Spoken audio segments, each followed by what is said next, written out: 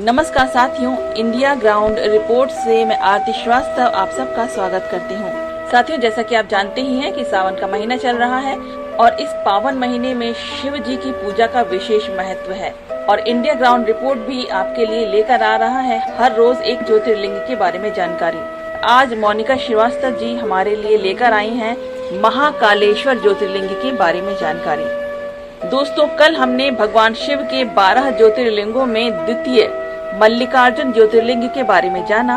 आइए आज जानते हैं भगवान भोलेनाथ के तीसरे ज्योतिर्लिंग के बारे में, जिन्हें भक्त महाकालेश्वर के नाम से जानते हैं। सभी ज्योतिर्लिंगों में महाकालेश्वर ज्योतिर्लिंग का स्थान विशेष है। जैसा कि हम सभी जानते हैं कि श्रावण का महीना शुरू हो गया है और हम आपको हर रोज भोलेनाथ के रूपों से अवगत करा रहे हैं। अब तक हमने भगवान शिव के 2 ज्योतिर्लिंगों के बारे में जाना, तो आइए इस कड़ी को आगे बढ़ाते हुए जानते हैं भगवान शिव के तीसरे ज्योतिर्लिंग के बारे में। देश के अलग अलग भागों में स्थित भगवान शिव के 12 ज्योतिर्लिंगों में से सबसे खास है श्री महाकालेश्वर ज्योतिर्लिंग। ये ज्योतिर्लिंग मध्य प्रदेश के उज्जैन जिले में क्षिप्रा नदी के निकट रुद्र सरोवर के तट पर स्थित है। 12 ज्योतिर्लिंगों में इनकी गणना तीसरे स्थान पर आती है, किंतु प्रभाव की दृष्टि से इसका स्थान प्रथम है, क्योंकि इनकी पूजा, आराधना, अभिषेक आदि का प्रभाव कुछ ही मिनटों में प्रत्यक्ष दिखाई देने लगता है। सृष्टि में 3 महाकाल ज्योतिर्लिंग हैं: आकाशे तारकम लिंगम पाताले हाटकेश्वरम, मृत्युलोके महाकालम लिंगत्रय नमोस्तुते।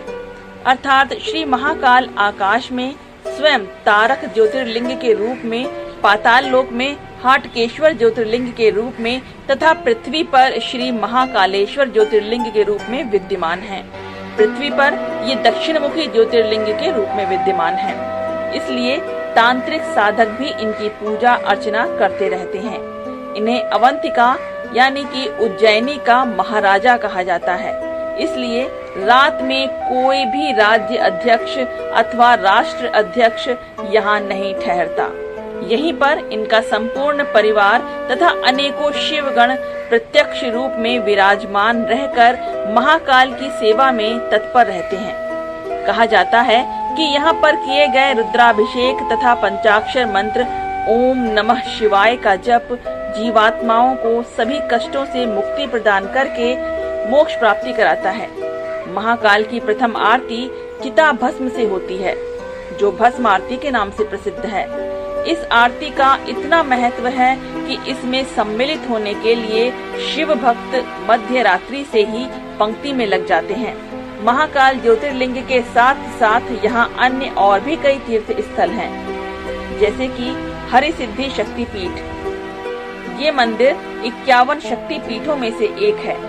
मान्यता है कि इस स्थान पर देवी सती की कुहनी गिरी थी। यहाँ सम्राट विक्रमादित्य के समय से ही अखंड ज्योति जल रही है।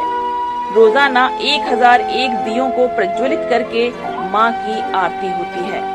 महाकाल ज्योतिर्लिंग के ठीक ऊपर ही नाग तीर्थ मंदिर है, जो सिर्फ नाग पंचमी के दिन ही जन दर्शन के लिए खुलता है। यहाँ पर भैरव तीर्थ भी है। यहाँ काल भैरव का सबसे चमत्कारी मंदिर भी है। चिंताहरण गणेश, भर्तहरि गुफा, ऋण मुक्तेश्वर व गढ़कालिका आदि साधकों के तांत्रिक स्थान भी यहीं पर हैं। आज हमने जाना महाकालेश्वर ज्योतिर्लिंग के बारे में। ऐसे ही हर रोज हम आपके लिए लेकर आएंगे 12 ज्योतिर्लिंगों के बारे में जानकारियाँ। नमस्कार।